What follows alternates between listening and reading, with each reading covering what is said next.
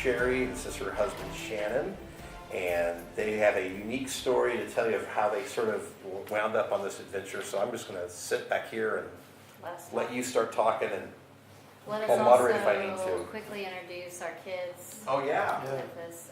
Alec is back here. He's the youngest, 13, and Annie is 18, and Danny is our nephew, 19. And we have 2 more children at home. Liza, who is 16, Isaac, who is 20, and then Danny's oldest sister, Rachel, who is our niece, is 22. And they are all going to be traveling with us and telling the story. So they'll join in here in a little bit and stuff. So. Yeah. So with that, we and just sharing with you tonight, we just are telling how events have unfolded for us, and we feel like we see God's hand in this and directing us. And I guess tonight, as we share this with you, you can see if you see God's hand in it or not. And I think you will.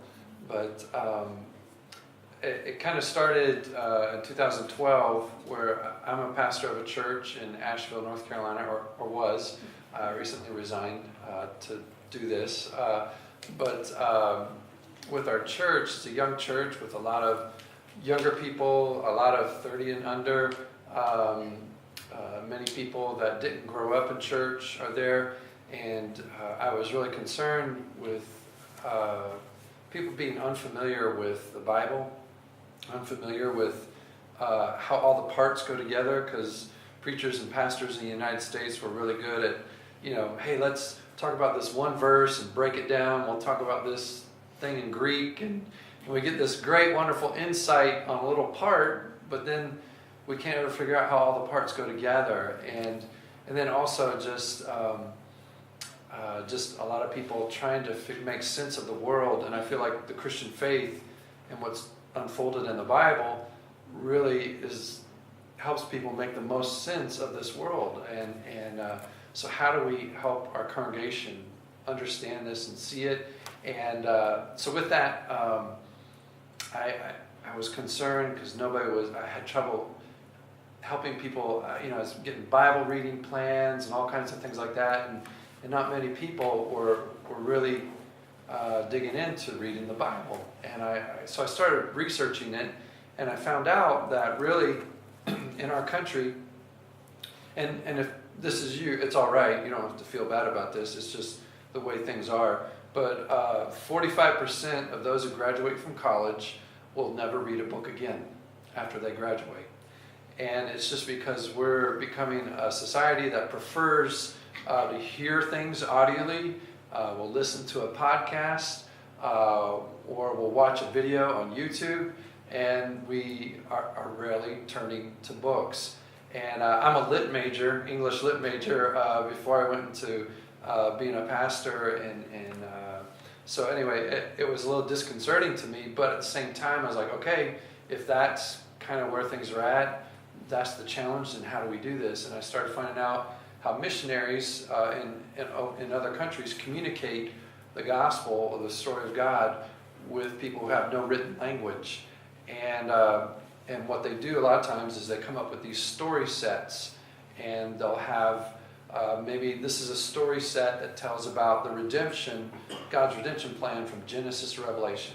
Well, okay, that's one story set. Well, here's another story set that tells about God's providence and how He works all things together for good, and different stories throughout the Bible that display that. So, and found out that they would work with the people, teach them stories, and then say, hey, afterwards, would you, they would tell the people, okay, go and create a drama or a skit, or write a song, or perform a dance that helps you illustrate or remember this story. And so they would do that, and then they would have it in their long-term memory.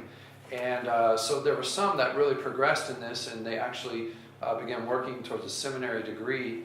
And then the missionaries had to get Western seminary professors to fly over to translate a written test into an oral test. And when these people who had orally learned from God's Word in a seminary level, they tested better than American students who had been at the university or a theological seminary. So it was a very effective means, again, using visual, audio means to communicate the Word of God to people. And so we did this at our church, where we found 16 story sets, that wove together the redemption story of God's plan from Genesis to Revelation. And we found symbols, where we drew some symbols that went for each of the 16 sets. And we had 16 Sundays where we were going to share this with the congregation. And I asked my wife, who is a very creative person, who was the creative arts director at our church, and I asked her, would you help put together drama, music that would really illustrate each of these and communicate it? So she did it in a full-blown musical style, from, there's sets and props and singing and acting and dancing, and so it was every mode of artistic communication, and of course it had great impact on the congregation from Sunday to Sunday. And and people would say, wow, this really, never thought of it this way. And then at the end of it, we saw the impact on people, and we wondered what would happen if it wasn't 16 separate events, but what if you put it all together in one 90 to 100 minute presentation, like you would go and sit at a movie? What if it was all in one setting, and what would be the impact of that to take it all in? And so Sherry began working on that. We presented it. She began thinking about that, and we began just kind of sitting on that idea. But I'm just going to pass this around. This is the 16 sets that we did 2 years ago. They're little symbols then there's a little synopsis of what went on in that scene or that episode, and then there's a little part that says, and here's what God was doing in this scene, and here's what we learn about Him and what we learn about mankind. So we can just pass that around, and then Sherry can pick up from there. Okay. Yeah.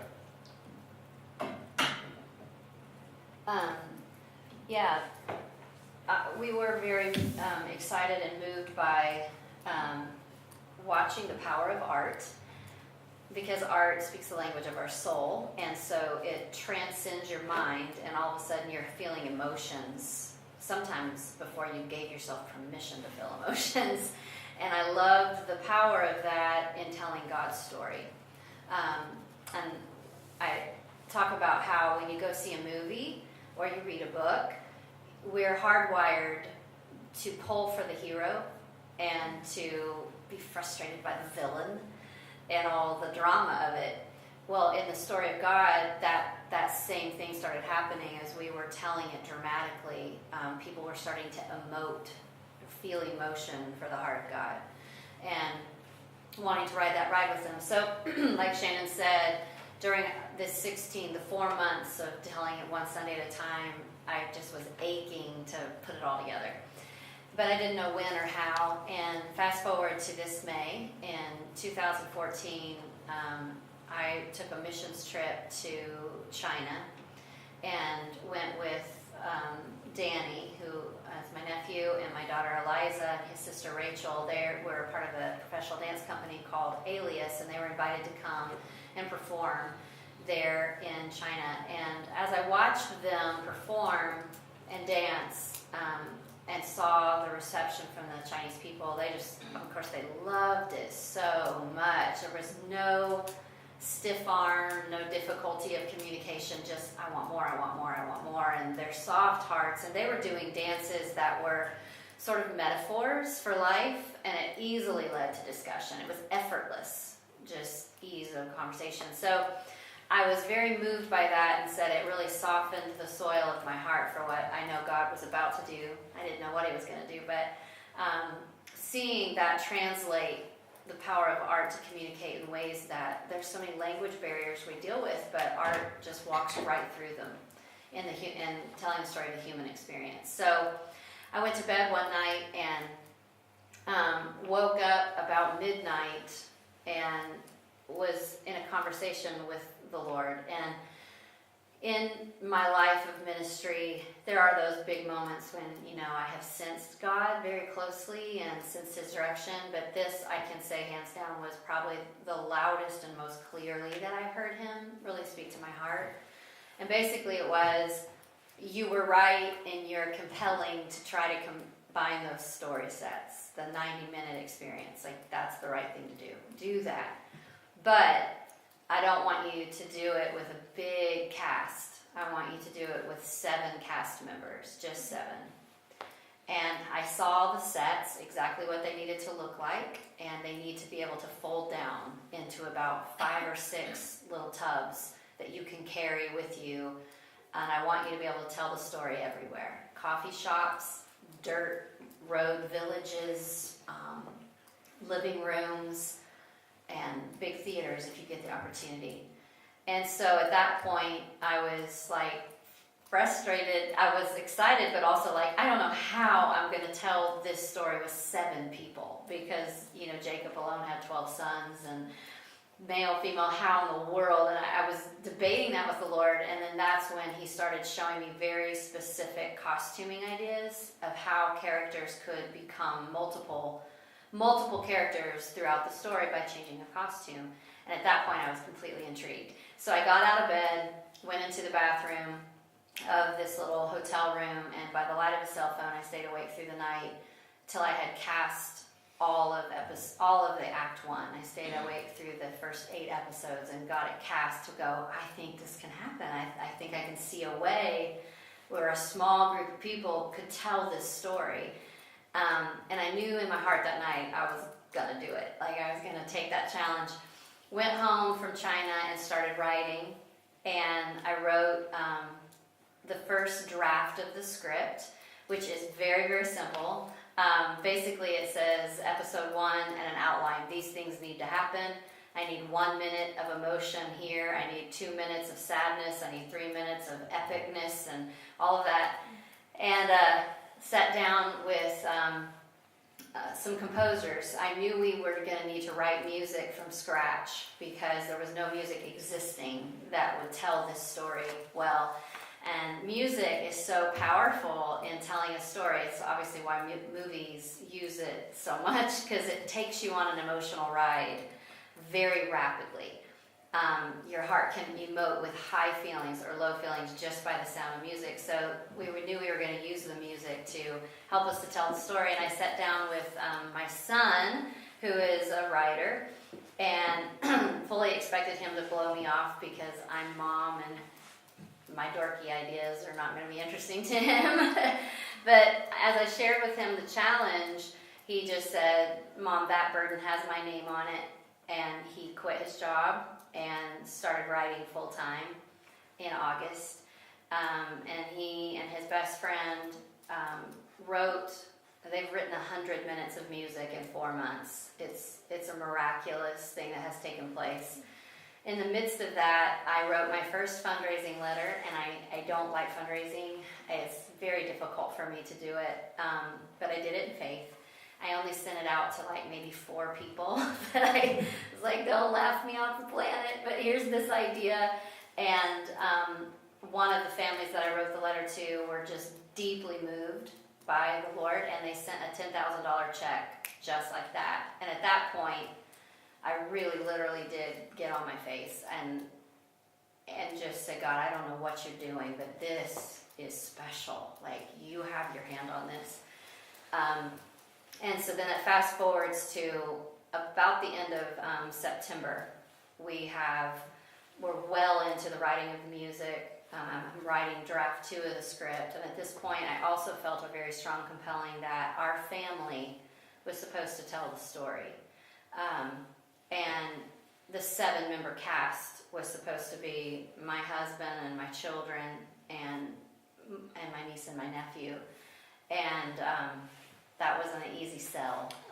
No, and at that point, as a pastor, I'm going, Sherry, when you do something at a church, you're supposed to try to involve lots of people in it, and and then only 7 cast members, and then I understand you want to take it overseas, the missionaries, but can't we embellish it when we do it here, and and then just our family, that's going to be really exclusive. That's not going to go over well. And so I had all this frustration about it, but then I was going, okay, what in the world's going on? Somebody just sent $10,000 to help this get started and begin the production of it. And so I was scratching my head a little bit, and I went to our elders, and they were kind of the same way. They were like, well, okay, well, all right, well, yeah, go ahead. Let's plan on doing it here.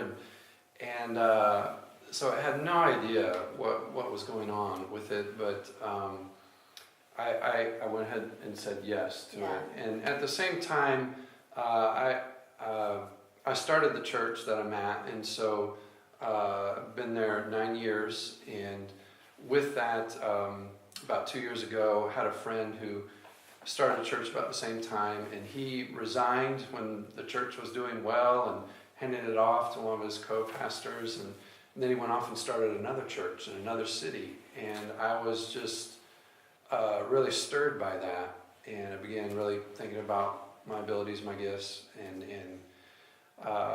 sensing that I'm also someone who's a better starter of things than a maintainer of things. And been wrestling with that. And anytime I mentioned it to my wife, she would, well, things are kind of hard right now, Shannon, and we need to hang on. We're here to stay, and we got family here. We got all these friends that moved here to help us. And so I was like, yeah, you're right. Okay, we got to endure.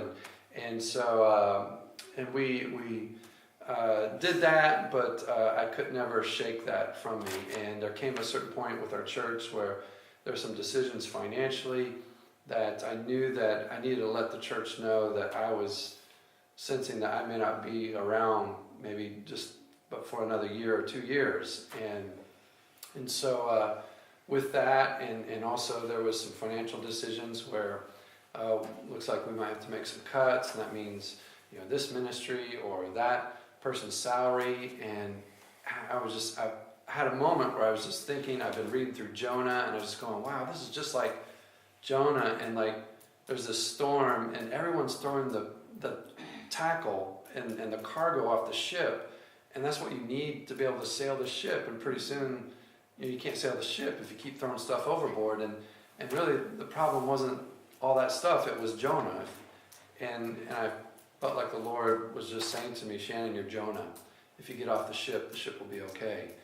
And I went and shared that with my wife because I felt like it was true and right. And when I shared it with her, she didn't object anymore. And she was like, I think you're right, Shannon. So the Lord had been doing some things in her heart and my heart at the same time. And so at that point, I was ready to share with my kids.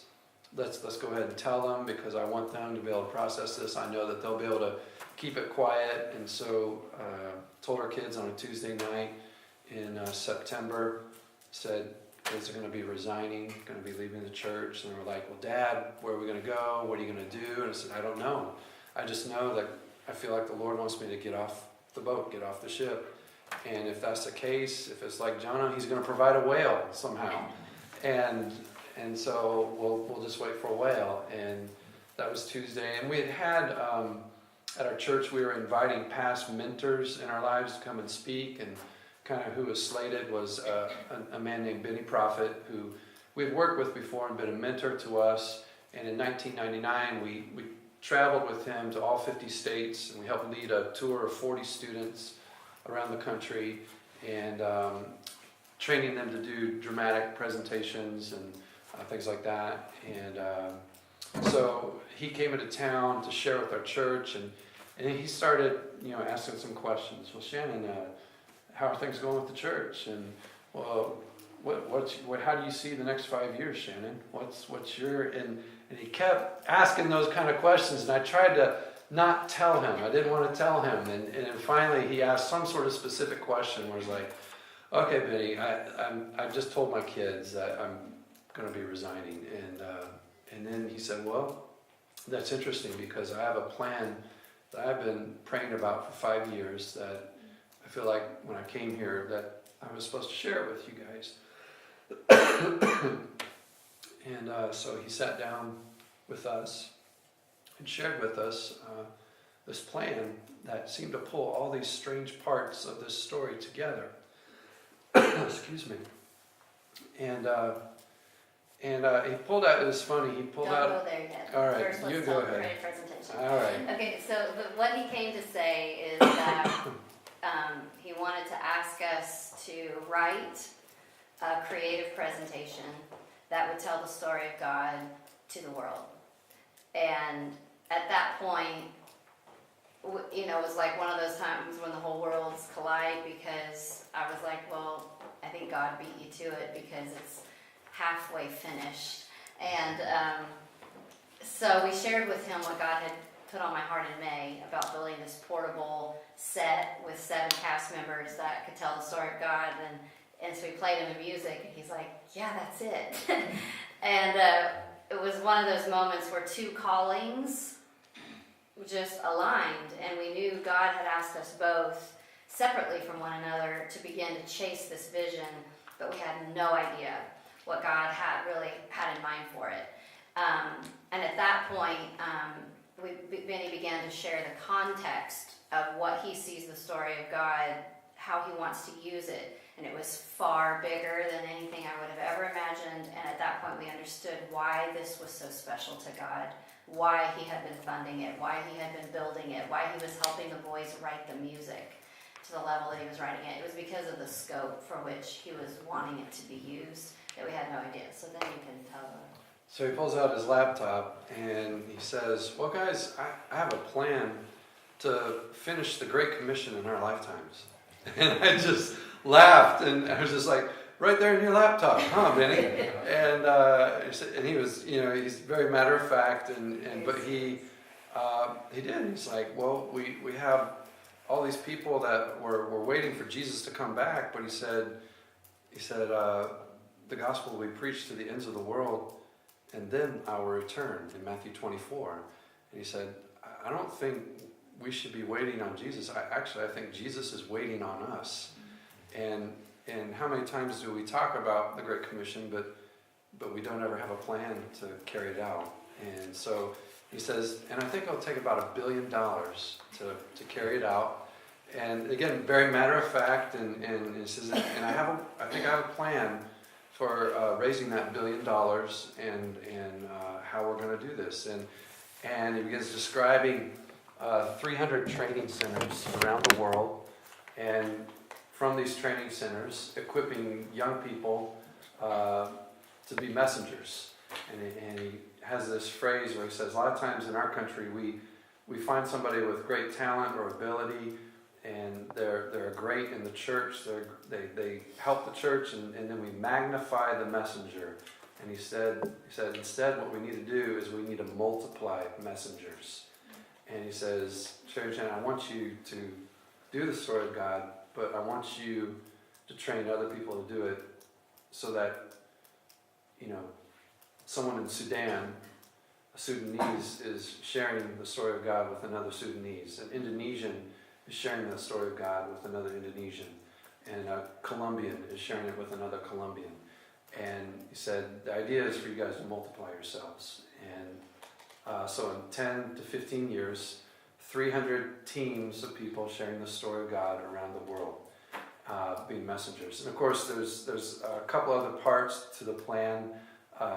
There's the part of the first priority, which is Benny's organization, first priority emphasis on young people and equipping young people on school campuses, which he's been receiving calls to do that around the world already, and is doing First Priority Global. And so there's that part of it. And then there's the part of where there's First Priority for students going on, and students reaching students. But then there's always needs.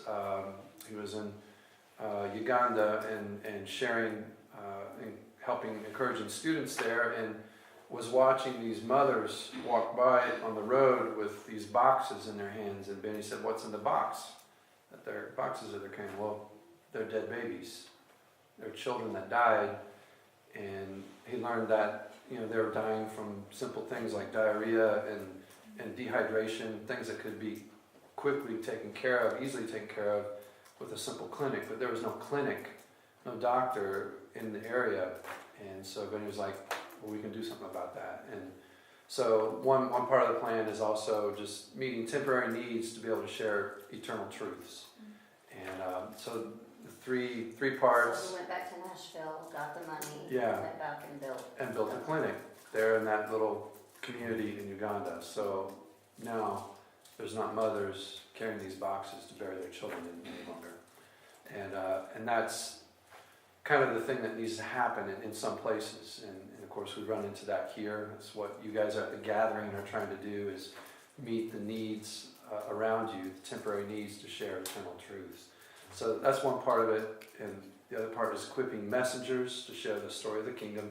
And then the part equipping students to minister to other students. So those are the 3 parts they shared with us.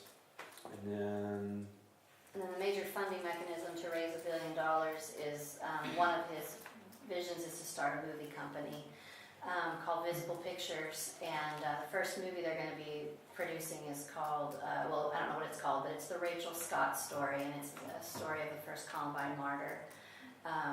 Amazing story of a young woman who was a missionary on her campus, and her mother is very good friends with Benny, and throughout the years has said, I want you to use my daughter's story to touch the world.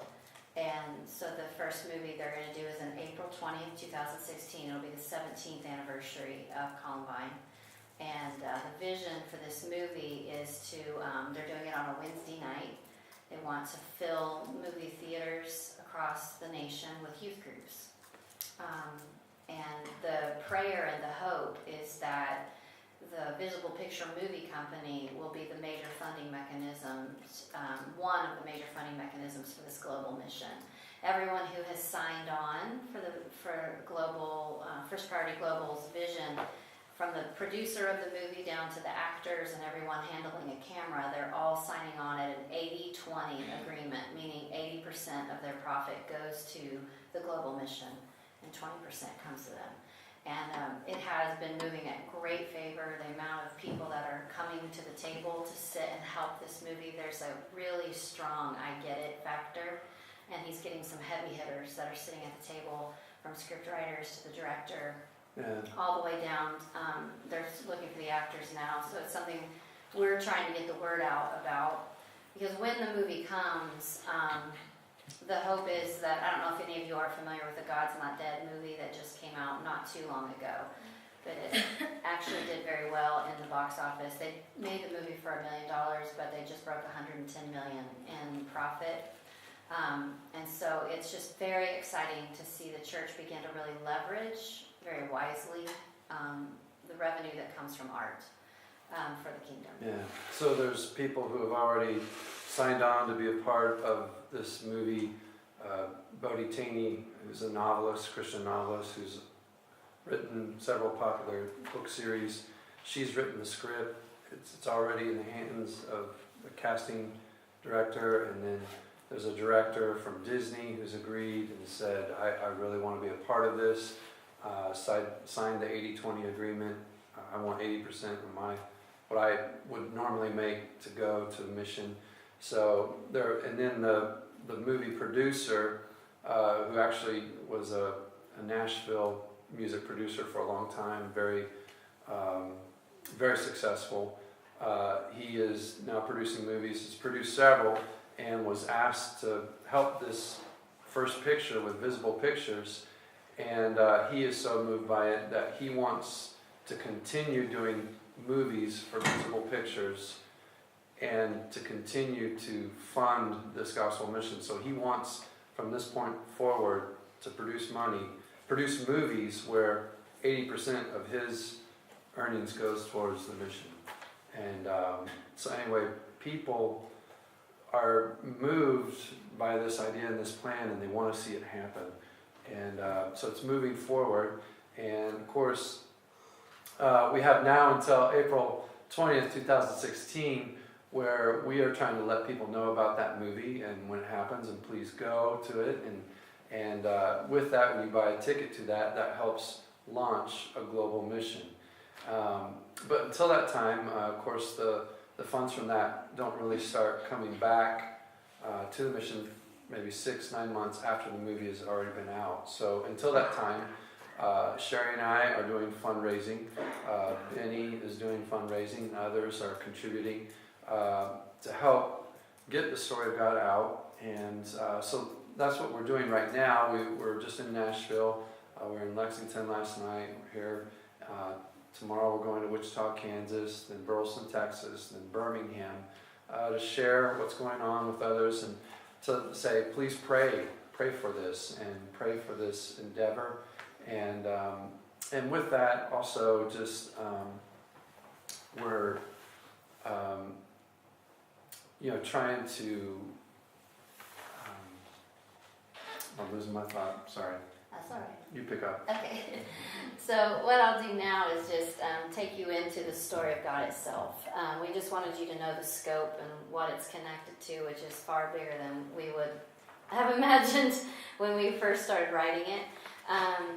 But the story of God, what we're really praying to do and hoping to do is that people will come in to see the story, whether they know Jesus or not, and give it a chance, give it 100 minutes to see God's story from Genesis all the way to Revelation and putting it together in a single setting.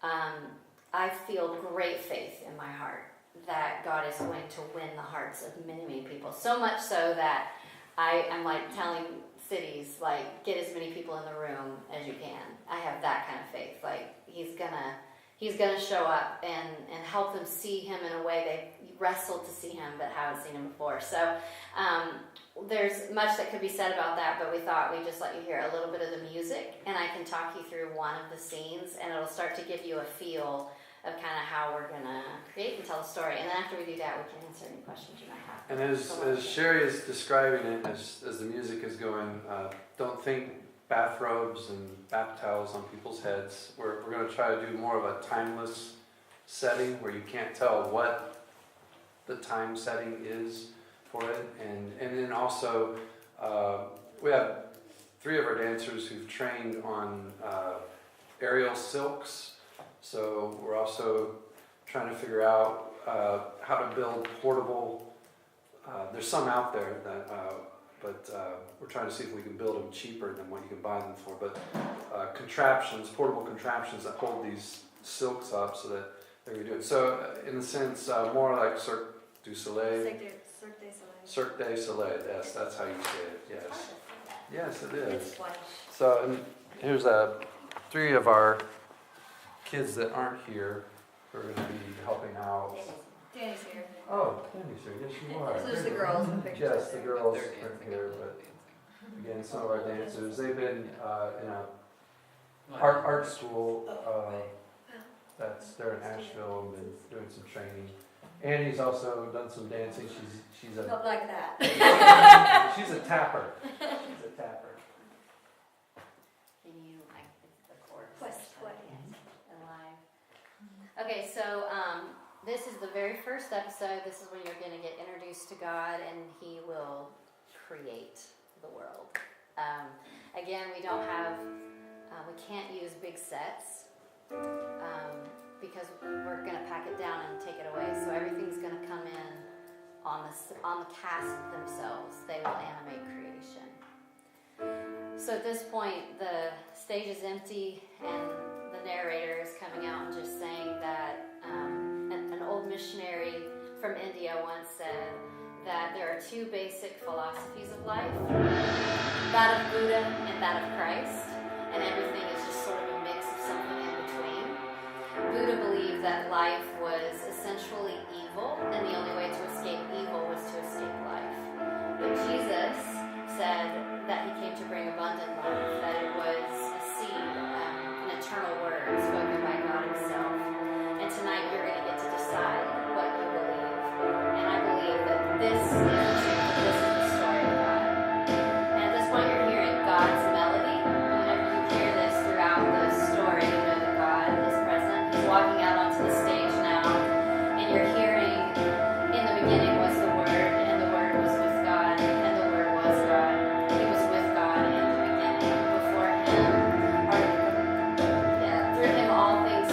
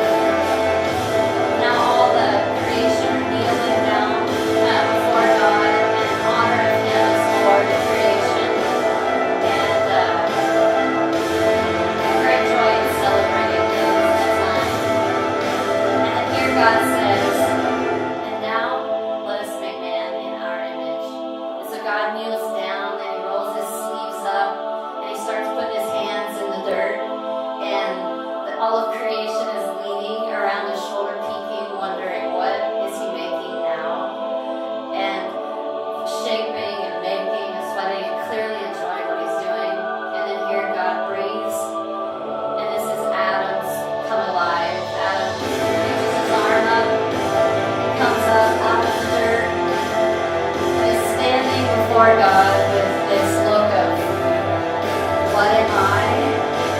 He puts his hand on God's face, his hand on his own face. God's teaching him how to breathe. And then God begins to teach him how to move. And it's with great joy that he's teaching him how to use his arms and his legs. And then it turns into a dance. God and Adam dancing together. And now all of creation is joining the dance. And we hope and pray it'll be a picture of perfect, no shame, only joy. And in the midst of that sharp turn in the story, the enemy's character steps forward, takes off his costume that God gave him, and he says, the light shines in the darkness, but the darkness does not understand it. And he begins to reach for a different costume, one that's black. He says, I will make myself like the Most High God. I will ascend to his throne in heaven. And he begins to move through creation, mocking and tempting and beckoning them to follow him. And he's crossing across the stage throughout all the creation, working himself over to God, who's standing over to the right. And he begins to reach his arm up to touch God himself. And all creation looks at him like, what are you going to do now? And God steps back and puts his arms open wide and says, you are free. And this is the sequence where the enemy is going to push hard against creation to come and follow him instead of following God.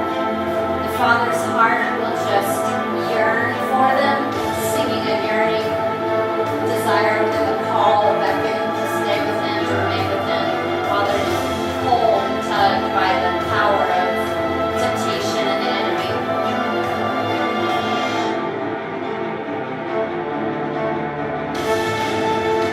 And then here you'll hear 6 stripes. And that's each member of creation surrendering to God instead of the enemy. So here they each bow before him, surrender to his lordship. And here Adam runs across the stage, grabs the Father's neck and just scared. And then God holds him and says, you're free. You're free to eat from any tree in the garden, but you must not eat from the tree of the knowledge of good and evil, for if you eat of that, you will surely die. And it's not good for you to be alone, so I'll make a helper suitable for you. And this is Eve's melody. And he lays Adam down, rolls up his sleeves, and puts his hands back in the dirt. And again, creation looking around his shoulder like, what is this going to be? And then God breathes, and he gives his hand to Eve and pulls her forward. And this is the beautiful dance between God and Eve, and his joy and delight over her. And then he spins her into Adam's arms and teaches Adam how to dance with Eve, and how to interact with female and the beauty of creation. And then he says, and what God has joined together, let no man separate. God saw all that he had made, and it was good. This is a beautiful little song between God and Eve here. And this episode ends with Eve's melody and God's melody together. And Eve's melody in the story of God represents the church. And you'll hear it over and over. It's her cry to him. And you don't get to hear God and Eve together again until the end of the story, episode 16. So here it is. Here's God's melody and Eve's melody together. And that's episode 1.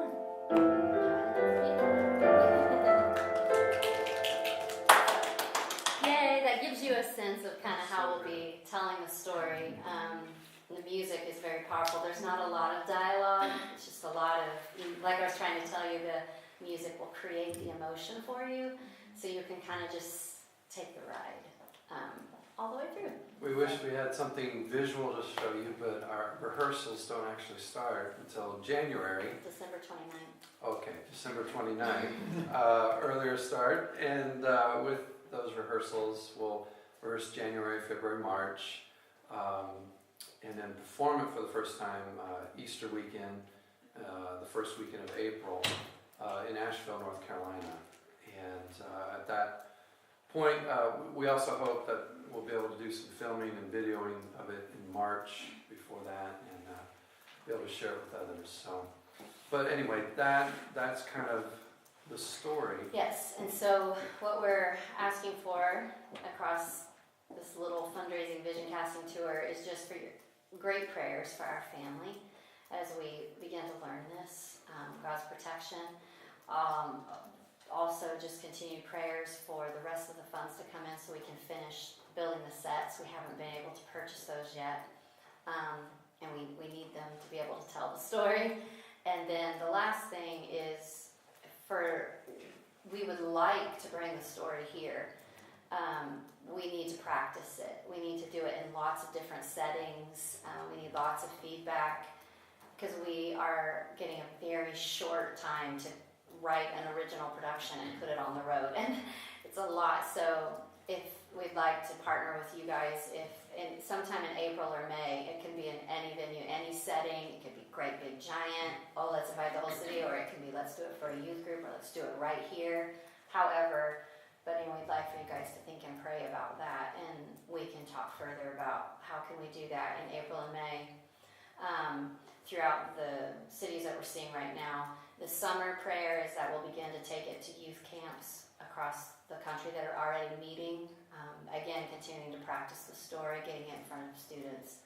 And then by the fall, we're praying that we'll be doing a college tour and partnering with churches across America. So we have this year to tell the story to the United States, and then we want to start beginning to taking it to the world. So anyway, it's 1,000 things to say, but thank you for listening to all of them. So yay, if you have any questions, we can do that. Yeah, you guys have And questions? the Or kids want to have things to say. Will there be words there? Just all. There will be some dialogue.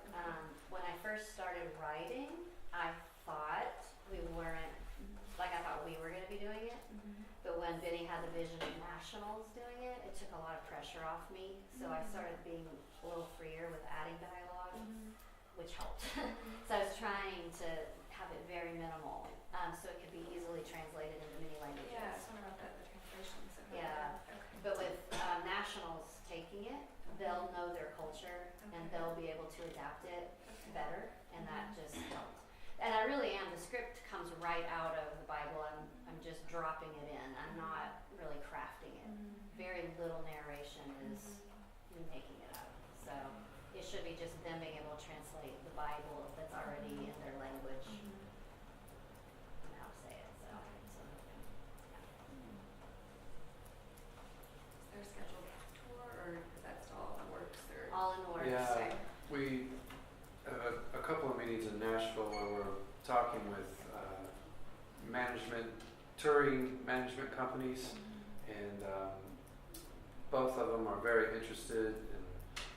But of course, they, like anyone else, they want to see it, and so there's one of the companies they'll drive to Asheville when we have the first two scenes rehearsed, and we'll want to lay eyes on it. So we're really hoping that again that we can have that ready in time, and we're trying to stick with our rehearsal schedule to have that ready by the second and third week of January.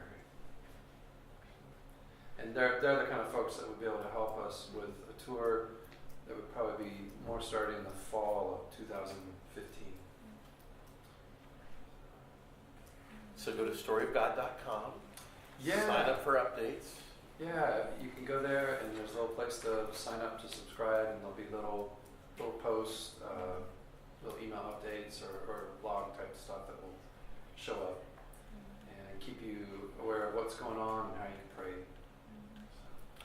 Or you can use PayPal to make a donation. That too, and that would be a great help, and we appreciate that, just because again, we're in the last part of finishing the production costs, and that will get us to launching it here and doing the what do you call it when we're kind of doing trial performances? Previews. yeah, something, there's a word. Workshopping them or Workshopping it, yes. So it'll get us to Right. that point. theatrical words for 200. I would like to. All right. And I love the image of God and Eve dancing, God and Adam dancing, just the whole, yeah. It's all about joy. It's not about restriction. You are free. Yeah. Not you must, but you're free. Good words. All right, I've talked a lot. Anybody else got anything to say? Sounds good. Well, we're free to go then. So You're hang free. around. I don't even have cookies for you, so. That's all But, right. but this is the part where we can just talk if you want to hang out. So anyway, thanks for coming out, guys.